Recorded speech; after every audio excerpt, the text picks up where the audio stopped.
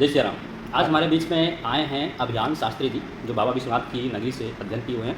इस वीडियो का मकसद है लोगों का भ्रम दूर करना। भ्रम कैसा, वो आपको इसी वीडियो में बताने वाले हैं।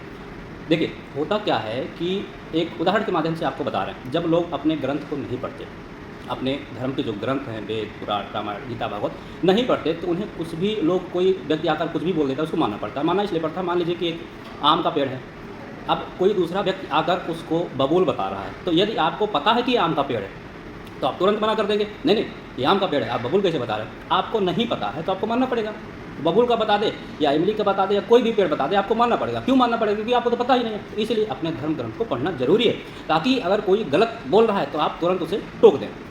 तो ऐसे बहुत सारे लोगों के प्रश्न होते हैं, अजीब अजीब प्रश्न होते हैं। उसी में से एक दो प्रश्न का बात करने वाले हैं। देखिए, पहला जो प्रश्न है वो क्या है।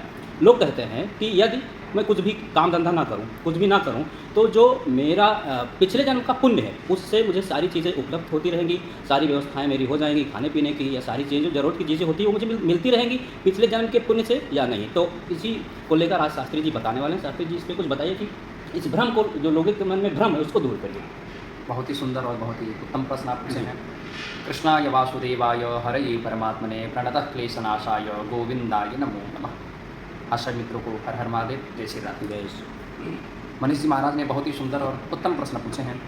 कल भी हम दोनों के बीच में वार्तालाप हुआ था इस विषय को लेकर, तो वहाँ पर यही निकला कि यह चीज़ जनता तक भी पहुँचे, जनता जनार्दन भी इसको जान सकें जी कि बहुत लोग का प्रश्न है कि ऐसा क्यों होता है, ये क्या है। बहुत सारी चीज़ें हैं, बहुत सारे विषय पर हमने रिसर्च भी किया, कल जानने का प्रयास भी किया। ये लोगों का क्या है ना कि लोग पढ़ते नहीं, इसी वजह से। तो जो दूसरे लोग बोल देते हैं वही मान लेते हैं, इसलिए लोगों के मन में भ्रम आ जाता है। देखिए, यहाँ सर्वप्रथम मैं यही कहना चाहूँगा, कर्मण्येवाधिकारस्ते मा फलेषु कदाचन। जी, कर्म प्रधान है। जैसे आपने कहा कि पिछले जन्म का हमारा जो फल है, भाई स्वाभाविक, आप कहते हैं पिछले जन्म से आपको पुण्य मिल रहा है, ये मिल रहा है, वो मिल रहा है। हम कुंडली भी देखते हैं तो क्या देखते हैं कि आपका भाग्य में क्या है, आप ये कार्य करो बोलकर हम कहते हैं, उनको कार्य निर्देश करते हैं हम। ये तो आप नहीं बोलते कुंडली देख कर कि भाई आपको पुण्य यही मिलेगा, यही मिलेगा। कार्य प्रधान है। जिस प्रकार से आपके बैंक में पैसा एकत्रित है, आपने एकत्रित करके रखा, कमा के, अब उसमें से आप कहो, जो आपके सामने व्यक्ति आ रहा है, भाई तेरे पास पैसा हो गया, मत कमा जी, उसी का वो कर, तो वहाँ से आपको क्या सुनने को मिलेगा और कि महाराज इतना से नहीं होगा, थोड़ा और करना पड़ेगा। अगर उससे निकाल कर खाने लगेंगे तो कब तक चलेगा, कब तक चलेगा। हाँ, ऐसे तो वही है हमारा पुण्य जो एकत्रित है, वो जैसे कि हम जो कार्यवत करते हैं, कार्य करते हैं,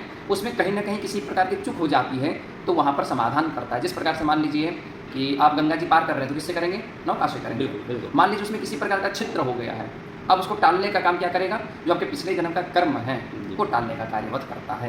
इसलिए इस पृथ्वी को कर्म प्रधान कहा गया है, कर्म भूमि कहा गया है। यहाँ अगर आपको कर्म करना ही पड़ेगा, बिना कर्म के आपको फल प्राप्त नहीं हो सकता है। क्योंकि यहाँ पर हमें अपने पिछले जन्म के जो पाप हैं, पुण्य है, जो भी हैं, उनकी बदौलत हमें जन्म मिलता है। जन्म के हिसाब से हमको कार्यबद्ध होकर कार्य करना पड़ता है। कार्य प्रधान है, कार्य करेंगे तो फल भी मिलेगा, उससे अधिक भी मिल सकता है। क्यों? क्योंकि कार्य श्रेष्ठ है, कार्य से बड़ा कुछ नहीं है। जैसे कि मान लीजिए हमारे श्री राम जी आए हैं, उनके पास तो सब कुछ था, फिर भी उन्होंने कार्यबद्ध होकर कार्य किया कि नहीं? तो कार्य प्रधान। इसलिए कर्मण्येवाधिकारस्ते मा फलेषु कदाचन। आप कर्म कीजिए, कर्म आपका प्रधान है, आपका फल प्रधान नहीं है। इसको फल भूमि नहीं, कर्म भूमि कहा गया। जैसे अपने बड़ा सुंदर उदाहरण दिया आम का वृक्ष।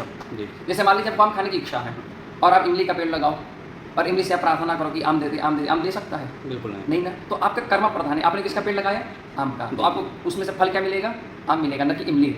तो सेम उसी प्रकार से आपके पिछले जन्म का भी फल आपको चाहिए होगी, तो आपका कर्म प्रधान होना चाहिए, कर्म श्रेष्ठ होना चाहिए, कर्म उत्तम होनी चाहिए, तभी आपको मिलेगा। जैसे मान लीजिए दो रास्ता हमेशा होते हैं, एक सही एक गलत। अब इसमें जो हम कार्य करते आते हैं उससे कि आप सही और गलत रास्ता चयन करते हैं। जी बिल्कुल जी, बहुत बहुत धन्यवाद। और दूसरा प्रश्न भी लोगों के मन में रहता है कि जैसे लोग कहते हैं कि जब तिनका भगवान के इशारे पे ही चलता है, ठीक है, हर एक कोई तिनका, पेड़ पौधा, कोई भी भगवान के इशारे पे, जो कुछ होता है भगवान के इशारे पे होता है। तो मान लीजिए मैं किसी का जाके मर्डर कर दिया, किसी को मार दिया, किसी को गाली दिया, तो भी भगवान के इशारे पे होता है, वो भी भगवान करवाते हैं। इसका मतलब इस पर क्या कहेंगे? ये भी बहुत सुंदर प्रश्न है। माने लोग कहीं ना कहीं से घुमा फिरा के वहीं आने के प्रयास करते हैं। बिल्कुल बहुत ही सुंदर जी। देखिए, हम कहते हैं कि भगवान के बिना कुछ भी नहीं है, करने कराने वाले वही है। करते हो तुम कन्हैया मेरा नाम हो रहा है, पतवार के बिना ही मेरी नाव चल रही और मंजिल भी मिल रही है। देखिए, इसमें से बात घूम फिर के वही है, आपका कर्म श्रेष्ठ, कर्म प्रधान है। बिना कर्म का आप कहोगे कि भगवान के बिना तो कर्म भी करवा रहे हैं, कार्य भी करा रहे हैं, हम तो सिर्फ करने वाले, हम तो सिर्फ एक पुतले हैं। किंतु इसमें भी आपका मन, चित्त, बुद्धि आपके अनुकूल है। इसलिए भीष्म पिताजी ने क्या कहा था? इति मत रूप कल्पिता वितृष्णा। गवे विभुनि, ये जो मेरी मति है, ये जो मेरी बुद्धि है, इसको मैंने शुद्ध कर लिया है, इसलिए आप इसको अर्पण करें। उनका कहने का भाव अर्थ यह है, जो हमारा शरीर है, जो हमारा मति है, बुद्धि हमारे अनुकूल है। इस प्रकार से कहा जाए जीवन का डोर आपके हाथ में है, आप इसको किस प्रकार से चलाते हैं, कैसे चलाते हैं। जैसे ये पैर चल के मधुशाला भी जाता है और यही पैर चल के मंदिर भी जाता है, यही आंखों से दुष्ट कार्य देखा जाता है और इसी आंखों से परब्रह्म परमात्मा को देखा जाता है। यानी आपके कहने का मतलब है कि भगवान हमको कर्म करने के लिए फ्री किए हैं जी। आपकी इच्छा जैसी हो, किसी को गाली दो और चाहे किसी को चाहे मार दो, या किसी को जाकर दान पुण्य करो, या जाकर मुर्गे काटने वाली दुकान खोल लो, या दान पुण्य करना शुरू करो, ये आपके हाथ में, आपके यही हाथ में है। और हम इसके कर्म करने बाद के लिए फ्री हैं। फ्री हैं, कर्म में आपको कोई बाधा नहीं दिया है। लोग कहते हैं कि हमको बांध दिया गया, हमने तो बाद में कह देंगे ना परमात्मा आपने तो हमको बांध के रखा है, जी जी, हमको कर्म करने नहीं दिए, अब आप दंड हमें काहे दे रहे हो। आपको स्वतंत्र दिया गया, आपको जो करना है जैसा करना है कीजिए अपनी बुद्धि के अनुसार। जैसे जन्म करते हैं ना, पिछले जन्म का काम को क्यों याद नहीं रहता, इसको फ्री करके भेजा जाता है। ठीक है जी, चलिए महाराज बहुत बहुत धन्यवाद आपका, ठीक है जी। फिर मिलते हैं किसी अगले वीडियो में। सीधा